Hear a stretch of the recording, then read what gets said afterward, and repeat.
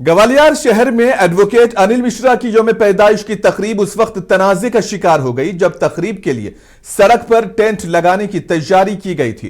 करीबन दोपहर के वक्त सीएसपी हिना खान मौके पर पहुंची और ट्रैफिक में खलल और अवामी परेशानी के खदशे के पेश नजर सड़क पर टेंट लगाने से रोक दिया। इस पर वहां मौजूद कुछ अफराद ने हिना खान पर सनातन धर्म मुखालिफ होने का इल्जाम लगाया।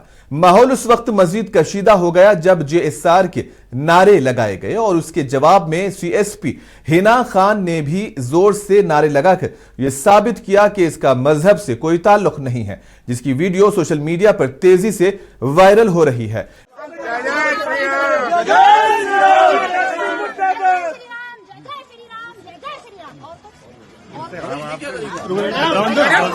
का जन्मदिन है, घर के बाहर ही मनाएंगे। अपना जन्मदिन नहीं मना सकता कोई